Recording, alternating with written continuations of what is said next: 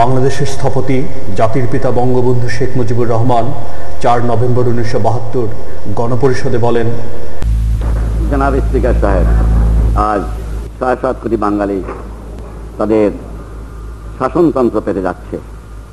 সেই জন্য আমরা আপনার মাধ্যমে আমি সহকর্মীদের আন্তরিক ধন্যবাদ না দিয়ে পারি না। 4টে স্তম্ভের উপরে এই শাসনতন্ত্র করা হয়েছে, মূল হলো 4টি। এই সম্বন্ধে বিস্তারিত আলোচনা এই হাউসে হয়েছে। আমার সহকর্মীরা সকলেই বক্তব্য করেছেন। আমার যিনি কামাল হোসেন সাহেব, তিনি অনেক কথা উত্তর দিয়েছেন, অন্যান্য সদস্য বক্তব্য করেছেন। এবং এই যে 4টে স্তম্ভের উপরে শাসনতন্ত্র করা হলো, শুধু জনগণ ভোট দিয়ে আমাদের এই জিনিসটাকে প্রমাণ করে যান না যে 4টে স্তম্ভই বাংলাদেশের মানুষের মৌলিক অধিকারের একটা মূল বিধি। শুধু তাই নয়, 30 লক্ষ লোক জীবন দিয়েও তা প্রমাণ করে গেছে। শুধু ভোটের মাধ্যমে নয়, রক্তের মাধ্যমে প্রমাণ করে গেছে। হ্যাঁ, অধিকার আছে অনেক কথা বলার। জাতীয়তাবাদ ভিত্তিতেই বাঙালি জাতি ঝাঁপিয়ে পড়েছিল চরম মরণ সংগ্রামে। জাতীয়তাবাদ না হলে কোনো জাতি এগিয়ে যেতে পারে না। এই মূলনীতির উপরে ভিত্তি করেই আমরা জাতীয়তাবাদে বিশ্বাস করি। জাতীয়তাবাদের অনেক সংজ্ঞা আছে, অনেক ঋষি, অনেক মনীষী, অনেক শিক্ষাবিদ, অনেক বুদ্ধিজীবী অনেক রকমের ডেফিনেশন দিয়েছেন। এই সম্বন্ধে আমি আর নতুন ডেফিনেশন নাইবা দিলাম, কিন্তু আমি শুধু বলতে চাই যে আমি যে বাংলাদেশের মানুষ জাতীয়বাদ, সেইখানে শুধু একটা কথাই আমি বলতে চাই যে ভাষা বলেন, কৃষ্টি বলেন, সভ্যতা বলেন, সকল করে সাথে সাথে একটা জিনিস রয়েছে, সেটা হলো অনুভূতি, যে আমি একটা জাতি। এই অনুভূতি যদি না থাকে, সে জাতি কোনদিন বড় হতে পারে না এবং জাতীয়তাবাদ আসতে পারে না। অনেক জাতি দুনিয়া আছে, বিভিন্ন ভাষায় অবলম্বী হয়েও এক জাতি হয়েছে। অনেক ভাষা অনেক আছে যে এর মধ্যে একই ভাষা, একই ধর্ম, একই সবকিছু নিয়েও বিভিন্ন জাতি গড়ে উঠেছে, কিন্তু তা জাতিতে পরিণত হতে পারে নাই। জাতি পরিবর্তন, জাতীয়তাবাদ নির্ভর করে অনুভূতির উপরে। সেই জন্য আজ বাঙালি জাতি যে রক্তকে সংগ্রামের মধ্যে আমরা স্বাধীনতা নিয়েছি, যার উপর ভিত্তি করে আমরা সংগ্রাম করেছি, সে অনুভূতি বাঙালির আছে বলি আজ আমি বাঙালি জাতীয়তাবাদ। এর মধ্যে যদি কেউ আজকে দ্বিতীয় করে প্রশ্ন তুলতে চান, তাকে আমি অনুরোধ করব, মেহরবানি করে আগুন নিয়ে খেলবেন না। তৃতীয় কথা, আমরা গণতন্ত্রে বিশ্বাস করি।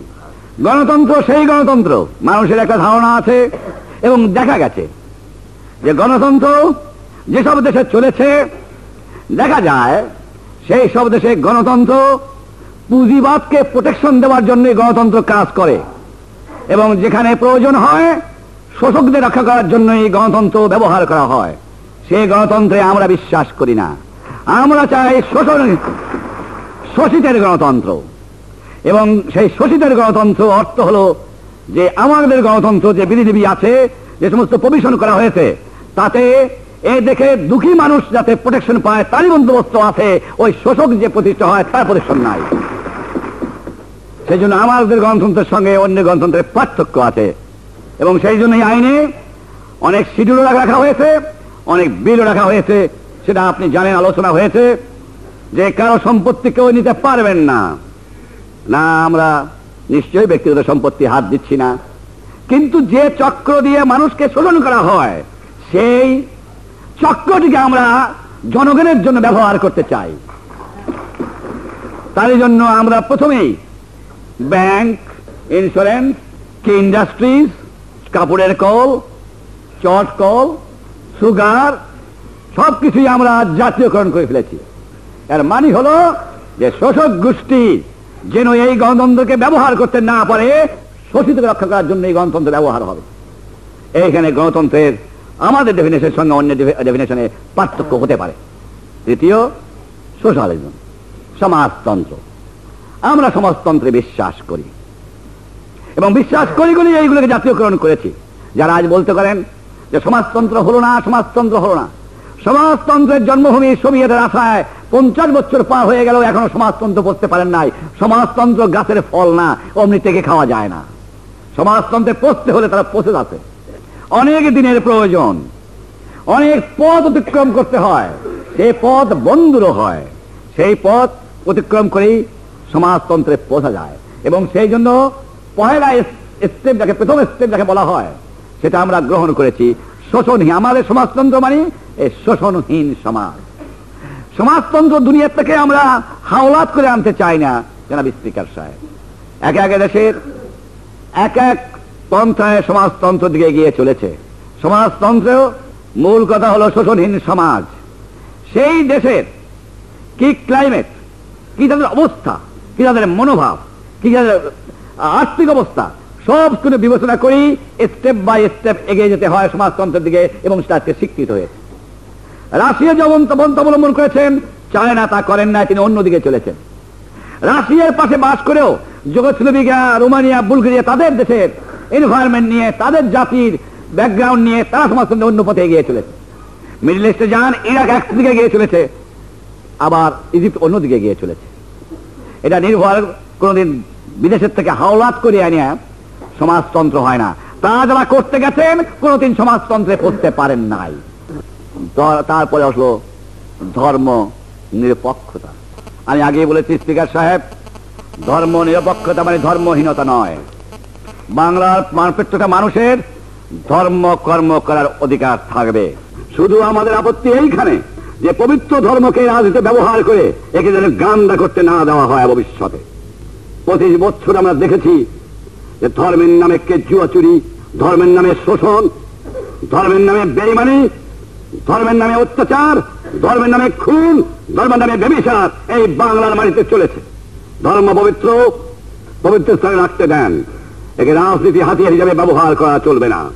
শাসনতন্ত্র আমরা দিয়েছি 4টি মৌলিক অধিকারের উপরে, মৌলিক ভিত্তির উপরে। এই ভিত্তিতে যদি কেউ মনে করে থাকেন, কেউ বলেছেন সরকারি কর্মচারীদের অধিকার খর্ব করা হয়েছে, শাসনতন্ত্র পড়েন, অন্য দেশে শাসনতন্ত্র পড়েন। সরকারি কর্মচারী একটা জাত নয়, আমারই বাপ, আমারই ভাই, একটা ডিফারেন্ট ক্লাস তারা নন। আমরা ইয়াহিয়া খান, আইয়ুব খানের মতো এসে ঝাপাইয়া তকমা নিয়ে পড়ি নাই। আমরা চুঙ্গ নিয়ে রাস্তায় রাস্তায় ঘুরতে ঘুরতে নেতা হয়েছি, প্রবলেম আমরা জানি। কিন্তু আজ যদি কেউ মনে করে থাকেন যে ইয়াহিয়া খান এবং আইয়ুব খানের পরিশ্রম পাবেন, তারা ভুল করেছেন।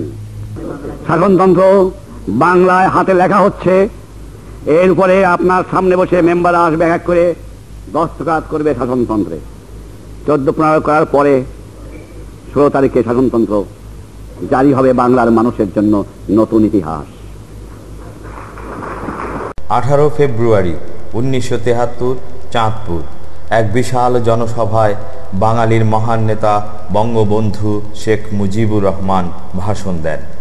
ওই ভাষণে ক্ষোভের সাথে বলেন, একদল রয়েছে যাদের কাছে অস্ত্র রয়েছে, রাত্রে রাত্রে ডাকাতি করে, এত বড় শয়তান মানুষকে রাত্রে ঘুমাতে দেয় না।